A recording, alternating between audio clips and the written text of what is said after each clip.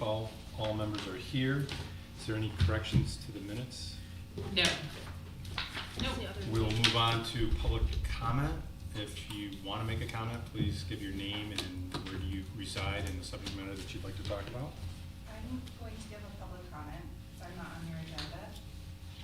My name is Susan Lettis. I live at 7 Union Street. I'm here in my capacity as the volunteer deer coordinator. I've been working with the city's attorney on amending, coming up with some draft amendments to different parts of the city code dealing with hunting or discharge of firearms.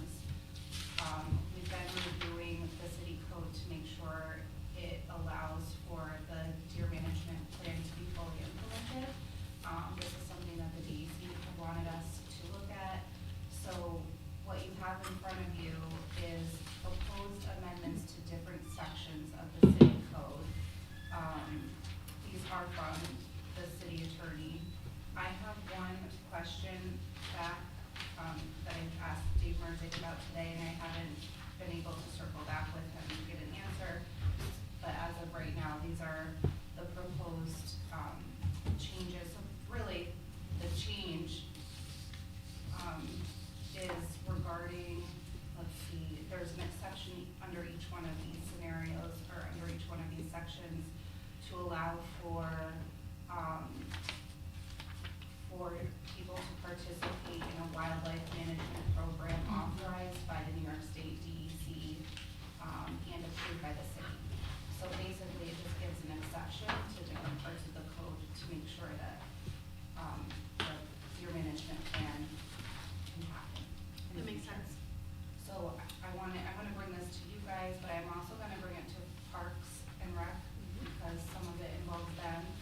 I actually don't know that I can go to their meeting because I think I have something else, but I will at least maybe talk to their chair or give it to the chair.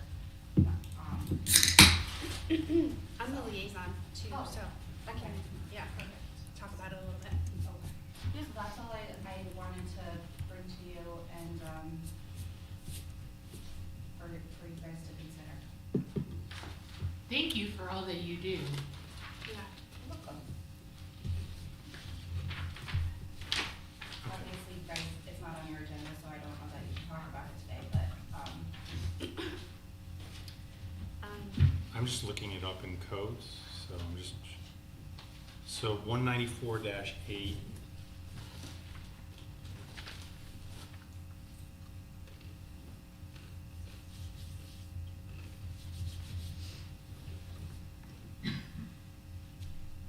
Okay, so you're adding in, Yes, the addition of the management plan. Or individuals participating in a wildlife management program. so you took out Parks and Recreation Board, except employees of the Park and Recreation Board. No, we took that out. We took that Yeah, out. we had taken that. Yeah, no, we We said didn't no. understand why that was there. Yeah, So if you're looking at the online version in Right. E-code, I am. okay, so it's been sent to them, but they've not done the codification yet because we just made those changes. So the online version is not the most accurate copy. and these are just, this doesn't mean that like other parts, like there are some sections that are much longer. The whole section wasn't taken out and replaced with this short blurb. This just is like, just a very tailored, blurb of each section, if that makes sense. Yeah, I mean, according to what's online right now, section 194-8 carries basically the first sentence, and that's gets to the park of the city, except peace officers on, and then that's it, because it's added, or police officers. So that makes sense for that section. I think there's some other, like the other sections might have like other exceptions, like for the fishing one and just didn't write out the whole. Okay, and so you've been working in concert with Dave Merzick on this? Yes. Okay. And if he gets back to me and changes this again, I'll bring it back to you guys. And was then that? ultimately, this is to allow hunting, or what was the term again? Phase 3 of the deer management plan. Right, to be within the city boundaries? Yep.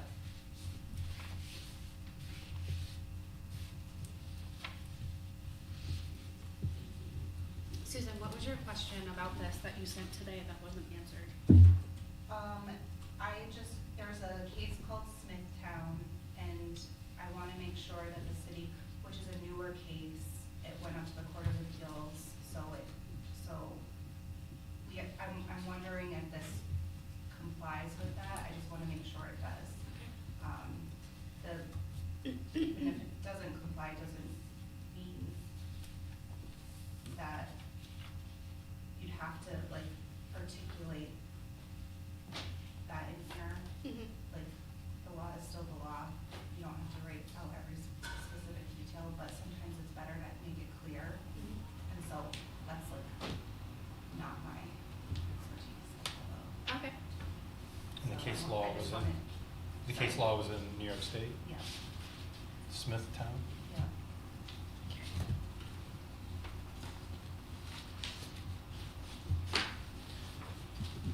Did we designate the areas to where the culling was going to happen?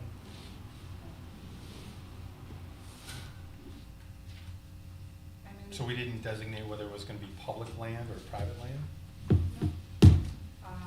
I'm talking with the DEC about moving to phase 3 of the program, of that, the calling part. We'll hopefully have more of a conversation next week.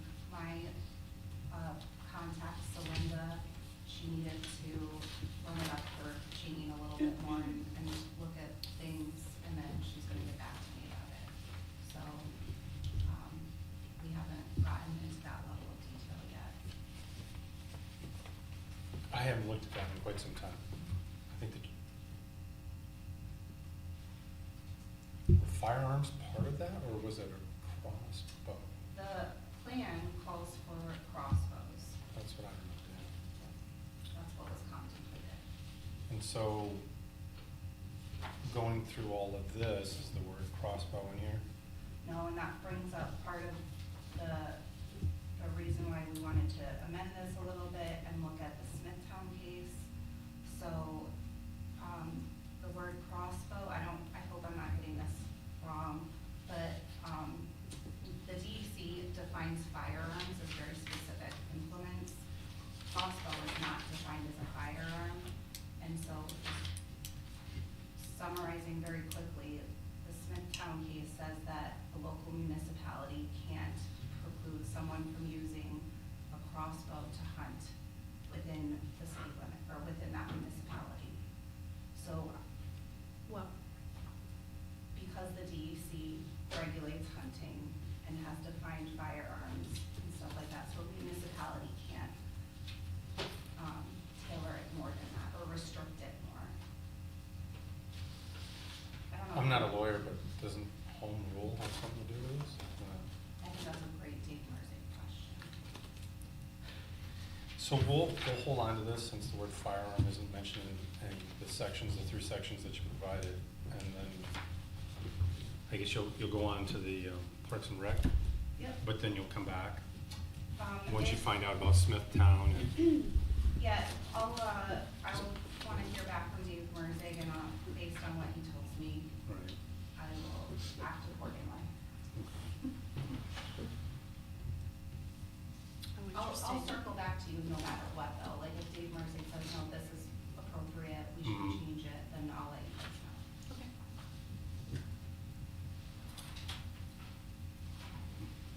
Thank you. Any other questions? No.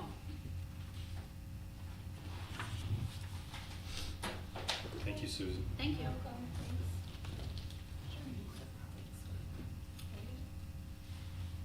Ask him the same question when you asked me, that I refused to answer.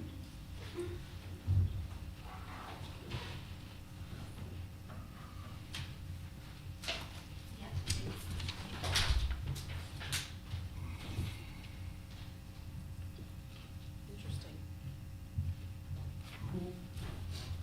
city staff are you gonna utilize for the city communications? Because wasn't that more along the lines of from Greg's office to the council? Not kind of the communications that we were discussing? As far as what's on our agenda, Yeah. we were supposed to look at the, well, so we met with the consultants a year and a half ago now. Yeah. And, it was December, so Yeah, December year and 2 23, months. right? Yeah. So, from that seminar, we got a document that had recommendations on it, Hmm. and I think we were supposed to kind of parse out a communications policy based on that. It's not something, that in particular, I don't think is something that council should strictly define, you know? So, probably a bigger conversation. I think another thing that happened right around then was the question of, public comment in Right. meetings. Right. We got that policy from Dave Merzig, and we went over that, because I had some notes on that. Right. But at the time, we also got some bigger, so this is from the seminar. Hmm. We also got some bigger documents from the town of Kirkland, Right. I'm sorry, the city of Kirkland, Washington, and what's this one? Decatur, Correct, Illinois. Decatur, Illinois. So, I think just, it's probably a big elephant. I think there's a lot we can look at in terms of refining and defining what communication should happen between whom and how it should look, which, as you remember, is kind of the format of that seminar that we went to. Hmm. So, I don't know where you would like to start, but I feel like, I don't know if we made a formal recommendation to council with regard to public comment, and I feel like that's probably the easiest fish to fry. So, because we've already started talking about it. Okay. But I think that that's just part of one facet of communication between the community and the government. Absolutely. So, yeah, maybe that's where we start, is the communication between the, I'm gonna Community rely on and you for the government. notes because I recognize that I left a folder Oh. in my briefcase, not my backpack. that's fine. Okay, so, let's see. Communicate to, so this is actually, it's like a matrix, so it's probably a little trickier. Because we have, communication is two-way, so we have what does, like, in the matrix, he broke out what information does council need from the mayor, the city administrator, and the residents of their ward, kind of recognizing that this is like, you know, many people need to communicate, and they all need different things. Right. And then back in the other direction, right, what does the mayor need from council, et cetera. Is this in our packets from a couple years ago? This is from, what was his name? Dick? Oh, the meeting. Yeah. I can see if I can find it. and Can send I it to you. get these packets? Cause I think they're pre-made. I've Dick not Schultz. ever seen. Yeah, this is, this was sent to us like a year ago when this first showed up on our agenda. Let's see if I can find it. For Illinois. Oh, yeah, the Oh, sure. Kirkland things? Yeah, those are in various legislative packets, those are last year. I can reprint that.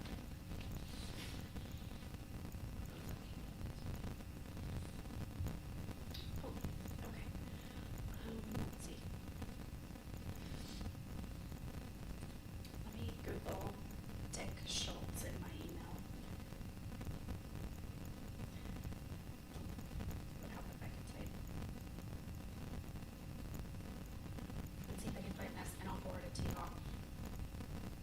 yeah, there it is. Here's the report, forward. Shannon. Oh, that's your personal email, Shannon. Where are you? There you are. Len.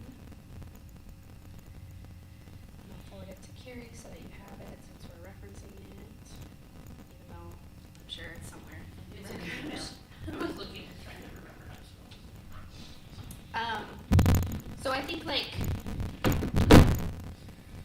you know, this may be the baseline document for analysis as we get started. Right. But just, I don't know that we necessarily need it for this conversation that we have time to have today, which is the public comment. public comment, right? So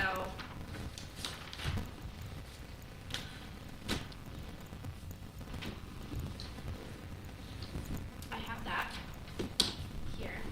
I don't know if this is in some sort of, you have that, okay.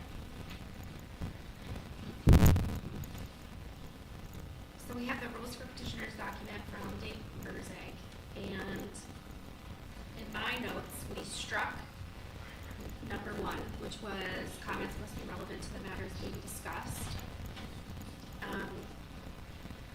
We liked comments must be respectful and courteous,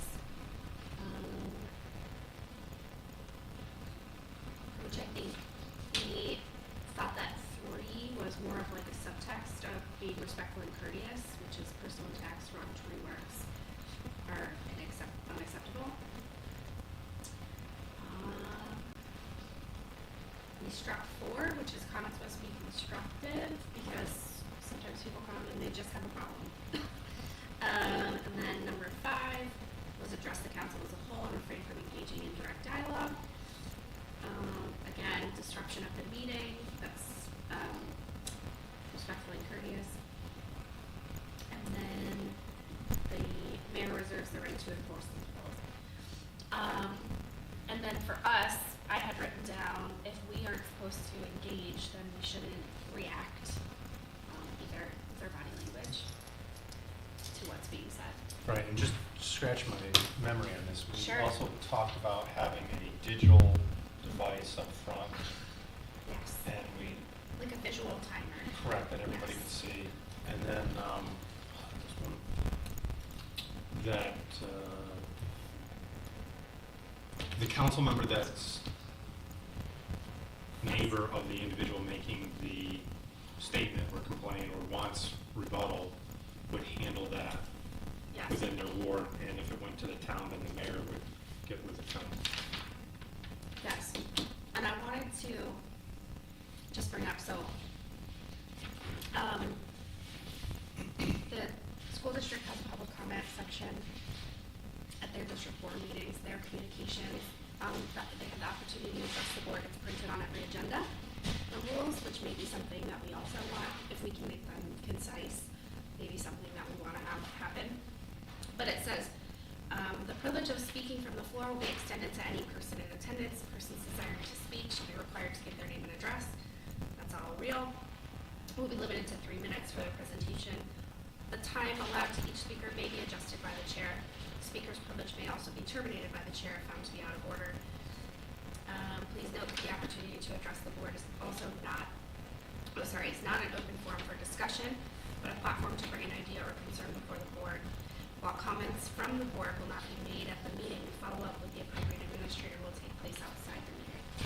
So, And that's pretty concise. right, but it's also very similar to what we've kind of already pushed together. Yeah, Yeah. so, So it kind of tells us we're on the right track, minus the electronic device. right. Yep. So I mean, I'd ask the clerk of the board of the school district if we can just use that language if we find it appropriate, and I got that permission, so.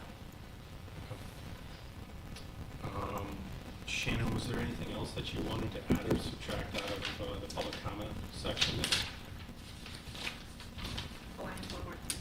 Not right now, go ahead. Are you sure? Yeah. And I wish I had taken the time to highlight as I was reading through these, but I didn't.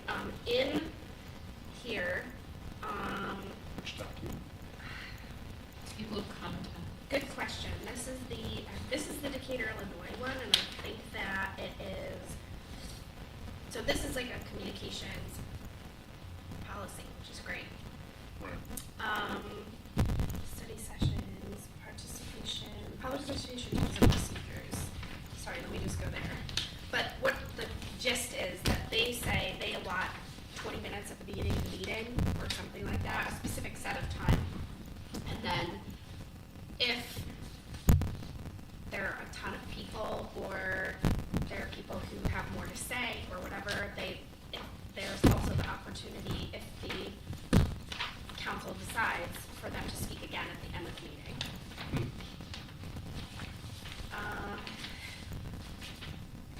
Parcels of property. Do I have them wrong? Oh. Okay. Section A, during the citizen participation section of an agenda, members may speak for up to 3 minutes, once per person, unless city council by majority vote or consensus grants additional time as provided. Action to extend time should be rare, must be made on a content neutral basis, etc., etc. 30 minutes will be allocated for all citizen participation combined. Made with decorum and addressed to the mayor and city council from the podium. People are out of order. Sorry, 1 sec. Oh, okay. Once all members of the public desiring to speak during citizen participation have done so, the mayor will declare it ended, and at the mayor or acting mayor's discretion may allow members of the city council and or city staff to provide relevant information related to the comments and or respond to the remarks, but only if they wish to do so. No rebuttals. And that's something that you were thinking that you wanted to include? I don't know, I'm just throwing it out there, you know? Because I know that some of the, this might not be the one, it might be the other, it might be Kirkland, but some of the frustration is that questions don't get answered right. Seems to be the majority of it. And so if there's a simple response to that person, even if it's, I'll follow up with you after the meeting, allowing for that, having a process for that might be good. If it's something that's more complicated, we can say, it's more complicated, and we'll have to get back to you, or whatever. But letting people know, like, even if they could say, here's my desired outcome, right, which is, will you look into this? We could say, yes or no, you know, or, So not only identifying the problem, but also a suggestion for a solution? well, not necessarily a solution to the problem, but what do they want us to do about it? And do we feel like that's feasible? You know, so, for example, yesterday at the Quality of Life meeting, and I feel like this is something Greg routinely does, right, which is take notes of, like, where do we go from here? So it's basically just having that conversation with the person so that they, well, with the person in the room, maybe not with them directly, but so that they leave the meeting knowing what's next.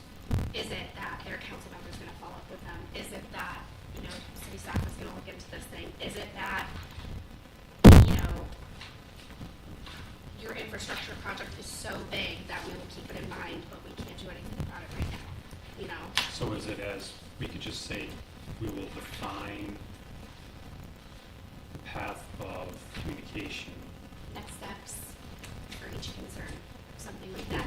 If we so choose, at the meeting. But I think the baseline would be that the person who represents them would get back to them, yeah. Yeah, I mean, I think that, because no problem is solved necessarily, or very few problems are solved in the meeting, you know? So having someone come and engage and then leave unsure of what that got them is a very frustrating, I think, way to interface with the government. Yeah. So if there was at least a definition of what comes next, you know, that might be helpful. Yeah. It probably would inquire about outcomes, right, like what, or having them stated what the goal or outcome. Yeah. Because not everybody wants to maybe necessarily follow, or maybe they wanted to go higher than that, you know what I mean, or a different Yeah. path than just one of us, and they need to go higher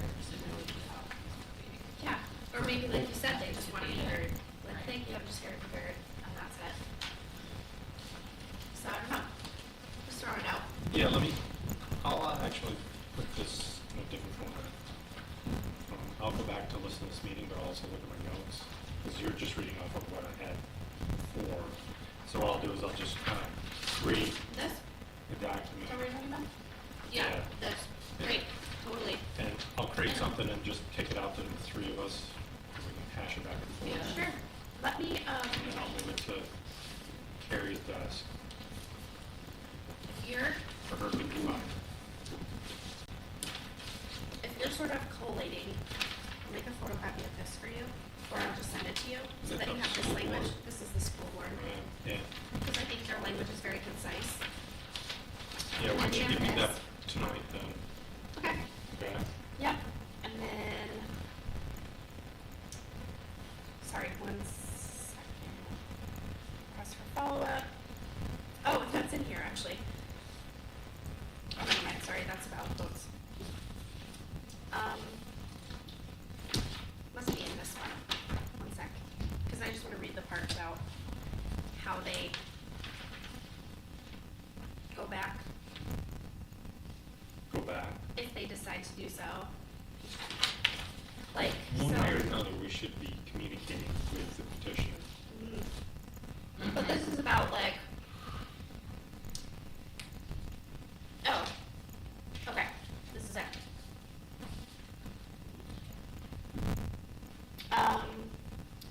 During the times for items from the audience, whether at the beginning or end of the meeting, each speaker will be limited to 3 minutes. No more than 3, well, I don't like this, but I'm gonna skip over it. Unless it's 10 p.m. or later, speakers may continue to address the council during an additional items from the audience period at the end of the meeting, provided that the total amount of time allotted for the additional items shall not exceed 15 minutes. So they do, if it's earlier than 10, they do an extra 15 minutes at the end.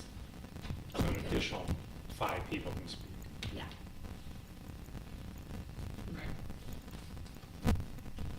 Yeah, I don't know.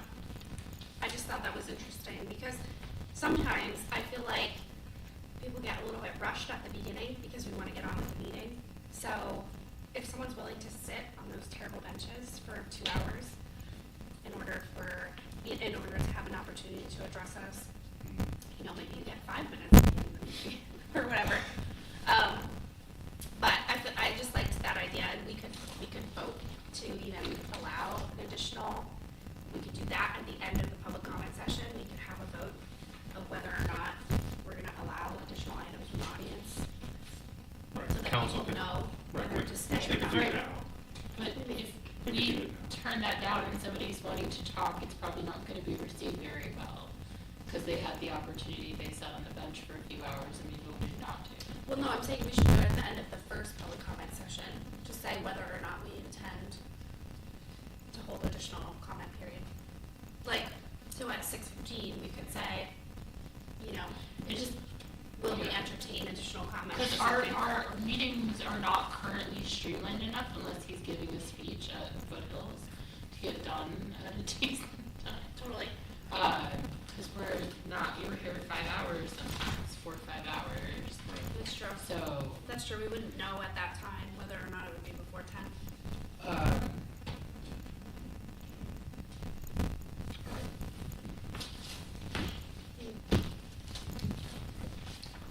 Let me put something together and I'll pass it to you guys. Okay, thanks. We'll try to crank that out in the next couple of weeks. All right, I'd like to move on to topic B, which is our unnecessary alarms. We met a couple of weeks ago and Chief Knapp was going to put some information together for us. And so this back page, Brian, is the information. There's a one pager that's two-sided. Yeah. Right. Some of the additional information that you guys. Did you find out how many different properties we were talking about? That was part of it. That's kind of what I was looking for. Yeah, so that was part of it. So there's approximately 58 to 65 fire alarm panels. But that does not include SUNY or Oakland, because we don't track their systems. So I So can't tell you. basically 60 properties. We'll call it 60 in the city of Fire. And SUNY and Hardwick, obviously, they have their own systems that are all tested and inspected on their own authority. So we have 60 properties that have enunciated panels that communicate to the 911 center. That we track, that we are aware of, that submit inspection reports. So 60 panels are causing 405 or 480 I don't know that. I would say that of some of those panels, I mean, some of them never false alarm. Like, we never get calls to some of those things. So out of the, to Shannon's point, so out of the total activations of 487, about how many of these 60 are we talking about? You know, most of the calls are being, I mean, like Lost on Deeds had a couple calls, you know, there were a handful of calls. Springbrooks Building, I think, had a handful of calls. I mean, if we see a property that has, the time we've been tracking this, most of the other properties in the city are not exceeding 5 calls in that period of time. So I would say majority of them are coming from either Hardwick or Superior Valley. But we're not tracking that? Or you're not tracking, the code enforcement's not tracking that, Right. but the fire department obviously is. We're tracking it too. Okay. What I'm saying is like, when I get the reports from the fire traffic, it's like every 2 weeks, there's there was one here, and then 6 to SUNY Hardwick. I mean, it's just, it's not even, like 34 deeds, like the Lost on Deeds, which we're having quite a few calls to. Mhm. In the time that we've been tracking, prior to them slightly changing how their alarm system was working, we had, I want to say like maybe 5 calls approximately in a 4-month period. I mean, so it's just not even, 6971 Spruce, one of the fraternities had like 6 fire alarm calls, but it was due to a malfunctioning device. 56 Maple Street, another fraternity had 2 or 3 calls, but it's, you know, comparing that to like SUNY and Leonto, where we're getting sometimes 3 or 4 calls in a day. It's,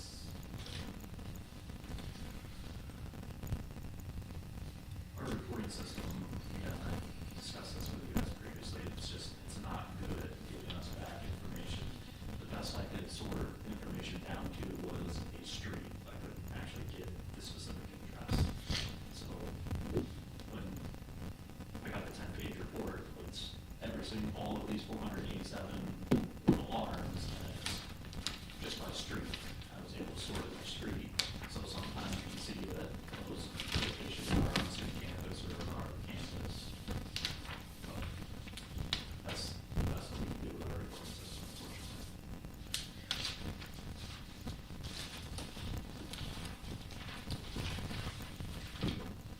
Okay, so the section 280-3 and 4.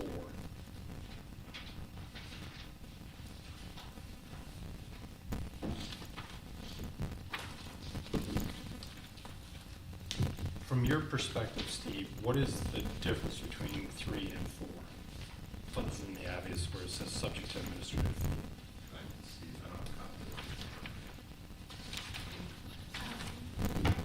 You want those? what's on there. I mean, I'm trying to understand what the reasoning of why we had. All right, 3 and 4.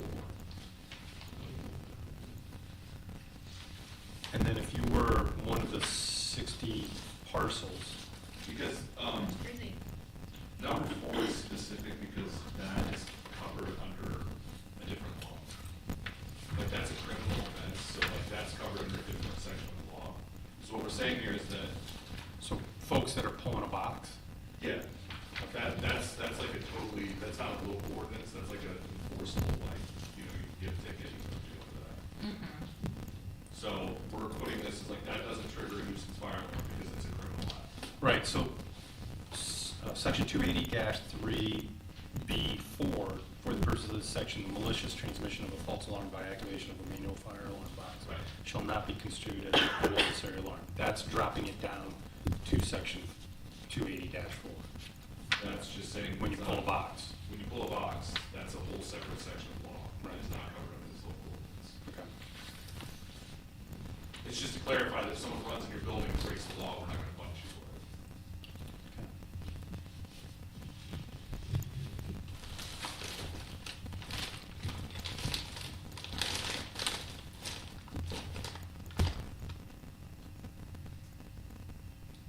And have we had any of those in the city this year for 24?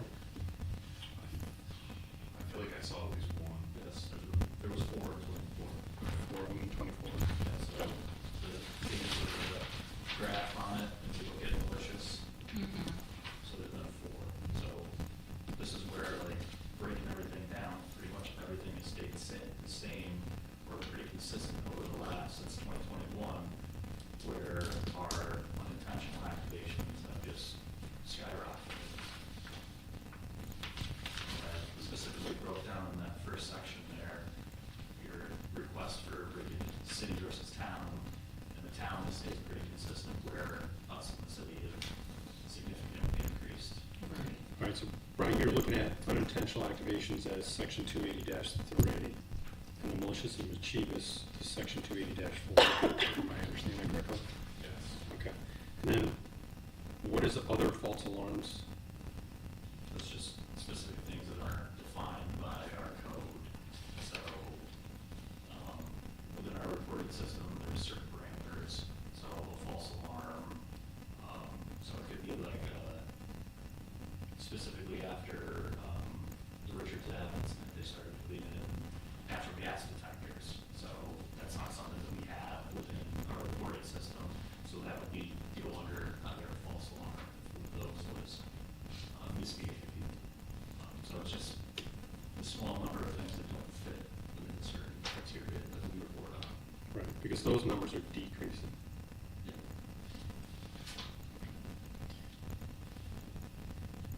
So, the definitions of a nuisance fire alarm, which goes under 280-3, is on the back page of this. And this is the mechanisms or the parameters that the captains and the chiefs are using to fill out the, is it still numbers? Anybody still? Basically. Okay.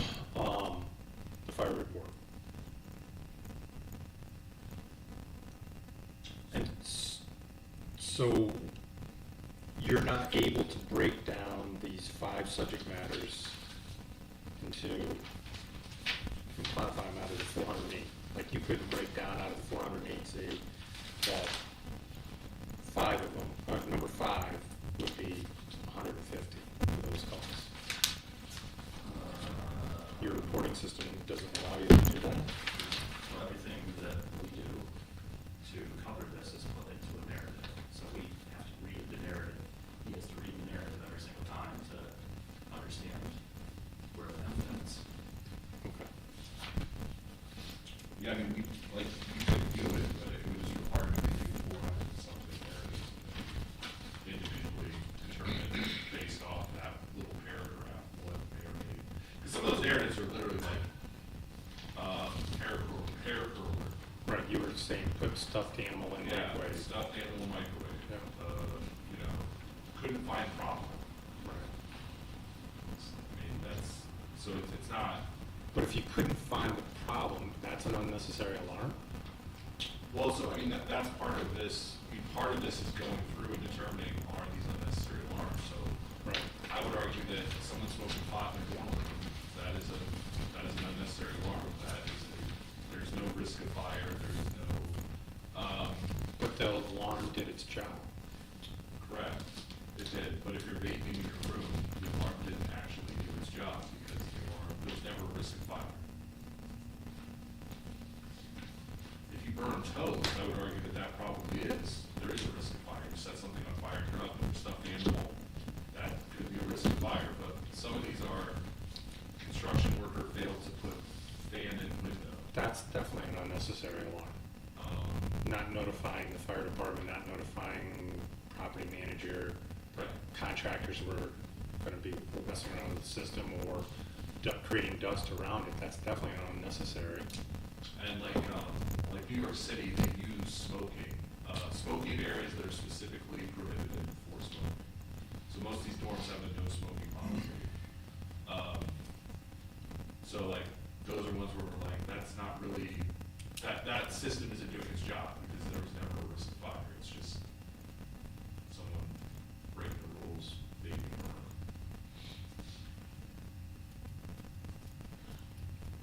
But when you get into some of them that are like cooking related, or, you know, I lit a candle and I caught paper on fire, that's an actual alarm. Correct. That is not unnecessary. So I think that that's what we have to boil these down to, is we then pick through and figure out which ones are unnecessary versus, legitimate calls to the fire department.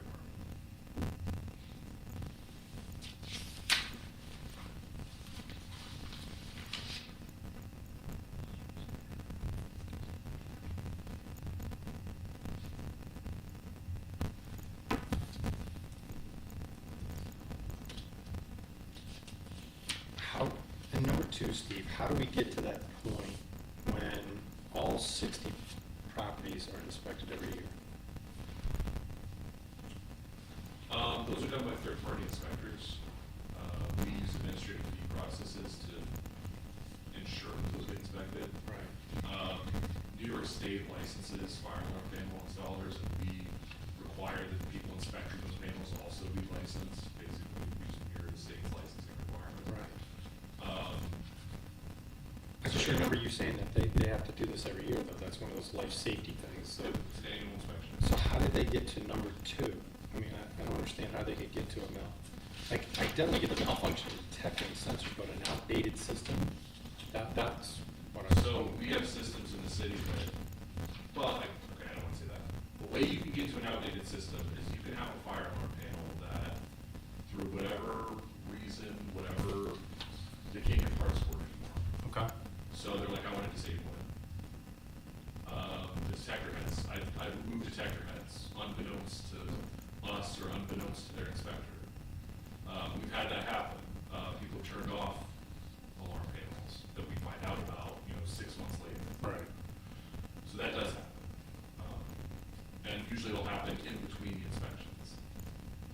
Or someone will not get an inspection done and they'll sit for a year or two and give administrative fees, and then by the time we circle back, we find out, oh, well, that fire alarm panel's totally, there's a reason they weren't getting inspected.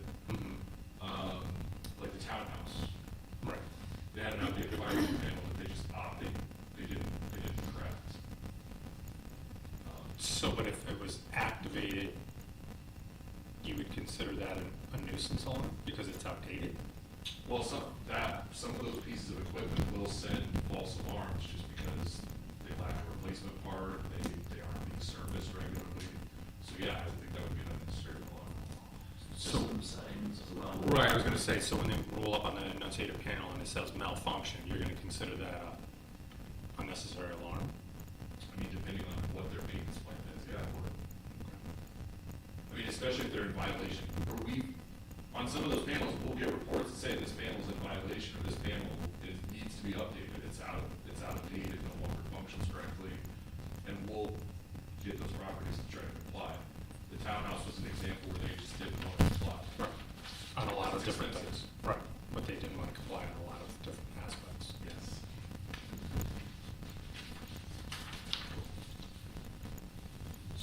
So since 2021, we've seen, I think somebody wrote a 45% increase in, meant that correctly, 150, give or take, call increase on unintentional activation, which rolls over into unnecessary once you start getting 2 or more in a 48-hour period, or 3 or more in a 7-day period, or 4 or more in 1 calendar year.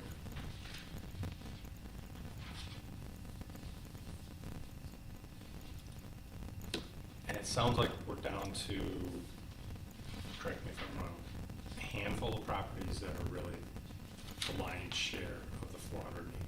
Is that what Yeah, I mean, like, for example, 6970 Spruce, in one, I wanna say in a 48-hour period, they had like, their alarm was malfunctioning, went off like 8 times. Just because it was, and I don't know if it was exactly 8, but it was. Whatever the number The was. fire department was there to the point where they were calling me at home, being like, what is going on with this place?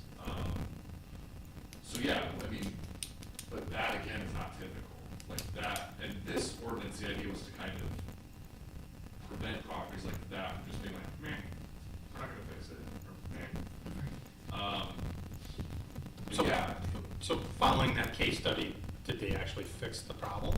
they did. So it was over the weekend, the system just kept malfunctioning and they just didn't have the ability, no one was smart enough to call maintenance or? You know, some of these places, you're depending on 20-year-old dudes. I recognize the address. Yeah. So, I mean, yeah, it's eventually fixed when we threatened to take people to court, and we threatened to, you know, basically encourage them to move out of their property, because we're like, look, you can't, Right. you have a fire watch, there's all kinds of requirements. Yeah, they eventually fixed it, but it wasn't until we kind of threatened them with fixing it. Right. It wasn't immediate, we were there with them. Right. And so that's the, kind of the real purpose of the two sections of law, right? Is to handle problems like that. It's to add additional, it's basically, the idea is to help defray some of the cost of sending the fire department to a call repeatedly, if there's no action or threat of fire. Well, really the purpose is to get compliance. Right. That's ultimately what we're doing, right? Yeah. I mean, that's the basis of codes is compliance. Right. Okay.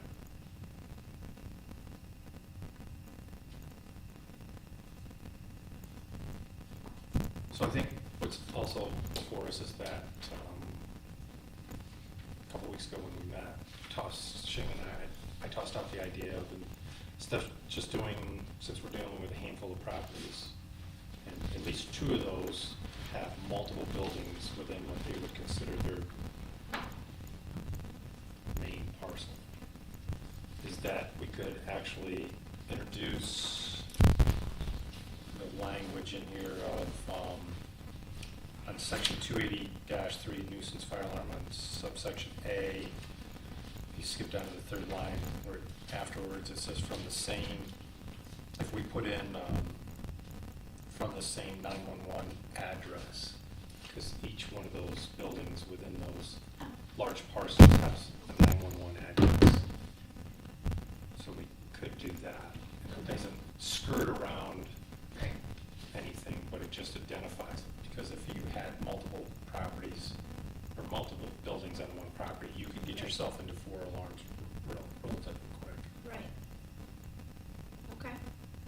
And hearing Steve talk about that one particular parcel, where we had some young people that weren't motivated into becoming compliant, because ultimately that's what we're dealing with, is trying to get in compliance.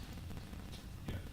Well, I mean, the unfortunate thing with any of these is, so if you have a high-risk property, like we'll say like a fraternity house, like a boarding house, you know, a large multi-family residence, like, if the fire alarm panel is not working correctly or they disable it, you're putting a lot of people's lives in danger.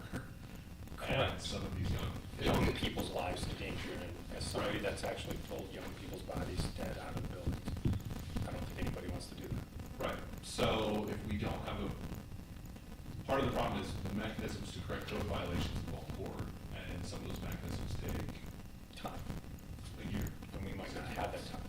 Right. So I'm making the suggestion that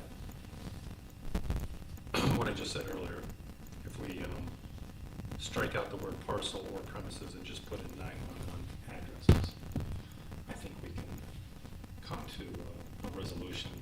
I think the amount needs to be large enough to capture somebody's attention to getting correction. Yeah. But we also need to, and that's why I wanted to hear from Steve and Brian about what is the definitions. And that's on the back page there. Is there any thoughts that you guys have about the definitions? No, this has been a learning definition for me, for Carolyn. About definitions, no, but cost, yes. Cause, you know, the numbers that we were given last meeting, did you get the, I left it, did you get it? I don't think Oh. I did. So, Oh, thank you. it was broken down to us that like 350 is like the very minimum. Like it's like actually over 350. If we're really going to get all of our money back, it's like over 400 some odd dollars. Okay. And that's not including if they're in overtime. That's not like none of that. This is just best guesstimate and it's low. Okay. So, I mean, I think 350 is a place to start, and it might be something. Are we allowed to do increasing or to detail? Absolutely, it's a fees. We can always visit the fee schedule. We don't Okay. have to do that annually, we can look at that Um, From time to time. from time to time. But we are allowed to stagger the fee. Okay. Are we right? Yes. No. So if you create a fee structure, you could set like first offense, this amount, second offense, this Right. amount. You could set the fee up however you want. Oh, that's why I should do that, Daisy. How much work does that put on your staff? We have a computer system that does it. So we would just enter like first time offense, 300. So I mean, we can structure it however we want. Because like I know like Ithaca, for example, has an ordinance where like the first time you like illegally park or something, it's 5, and they have escalating. Right. Some of those zoning offenses have escalating fees. So we're not putting a lot of undue work on your staff. I like the idea of having it staggered or Yeah. scheduled out, because hammering somebody on the first time offense. Is not what we're trying to do. We're trying No, to we're, compliance. right, we're trying to get compliance, and Right. hammering someone because they can't get the parts. I mean, Brian, what do you typically do if the property owner gets back to you, say within 24 hours and says, hey, I can't get the parts? Is that something that we also need to identify, that the property owner needs to have communication with you or with Steve? Or we'll say the offices, the chief's office or the code enforcement officers? I mean, if we're consistently going there over a weekend or something, someone's gonna be articulating that to one of my captains, and that's gonna be put into the report. So he's gonna see that, and as far as I'm concerned, that's gonna be like a single alarm, and as long as come Monday, Tuesday, like, someone's there fixing the system, then we're not, if the alarm goes off 7 times, we're gonna count that as 1. So, but Okay. now, a couple It's weeks. one instance, one event. Yeah. Yeah. So like, You're giving them a lot of chances. Yeah. our captains have leeway in looking at this. I'm sorry, we can't get the parts, we can't get someone to come out and look at it. They said they're not gonna come out until Monday morning. Right. So that's not their fault. That makes sense. And can someone, if it was something like this and we were assessed the fee, they could go We can appeal to it. the Board of Public Service, right? Yeah, any Okay, that's what I thought. administrative fee is appealable to the Board of Public Okay. Service. Right. So, do we need to define that type of communication language within the code? Do you guys So- feel that it's not being done? No, so the way. Because I gotta be honest, I keep going back to that conversation that you said 2 weeks ago about one of the property owners were very, I don't think you used the word cavalier, but that's how I came across, was that the contractor was working in the facility and the alarm was going off multiple times and they were very cavalier about it. Right. That is not being compliant. And that is one of the things that we're trying to take away from, because it goes back to the chief saying those resources might have been needed elsewhere and weren't. Right. And so, does that need to be language that we put within the code, that they have communication with either the fire chief's office or the code enforcement office? I mean, if we wanna, so typically the way code violations work, so someone says my panel's broken and I can't get a part. The code, like the New York State Fire Code typically gives, New York State's determined through case law that up to 30 days to correct a violation is an acceptable amount of time, or reasonable time. The code just repeatedly says reasonable time for correction. Most of our notices of violation, unless they're an immediate life safety thing, are a 30-day violation notice. In the event of like a fire alarm panel, we typically require constant communication with that property. If not daily, at least every 2 days, 48 hours, we're like, what's going on, what's going on, what's going on? So how does that work though, right there, is that you picking up the phone, or is that, how does that look? So they'll send us a report that says, hey, we were at this place, this happened. We go, that's a code violation, or that could potentially be a code violation. Okay, What will happen then is we'll call the property owner, or we'll reach out to them with a certified letter that says, hey, we got this, we need to do an inspection. We need to know what's going on. So that's typically what's happening. The fire department responds. Once they're done, they send us a report, and then our job kicks in where we actually do the enforcement or whatever it turns into. right. I'm just trying to think of a path to bring the numbers down, because we have gone up. We went from 334 in 2023 to 405 in 2024. So something shifted in a handful of properties that we're dealing with. So I'm just trying to think of ways of bringing the numbers back down. Well, I mean, there's an education component to it, but people need to be willing to engage and be a partner in that. So And I mean, part of the problem too is one of the, frankly, one of the larger offenders, which is Sugan Miata, they're a self-permitting agency. So they have their own code enforcement office, they issue their own building permits, they do their own stuff. So we don't have the same Influence, right, influence, and with Sugan Miata as we would with just one of the other 60 properties that have fire alarm panels. okay. Well, we have another meeting in about 3 minutes, so thank you very much for your time. I don't know, Hey, what is I our don't next think we're, meeting? And Mike. I don't think we're finished, but unless you guys think. I, Meeting for the day, Oh, You were supposed to let me talk. I haven't talked on the phone, okay. because I have some difference on it. I mean, unless you think you're gonna wrap this up tonight, I don't think we're gonna wrap it up tonight. I can come back, but I gotta, I think I'm we'll be back at this in curious. 2 weeks, because we meet again in 2 weeks.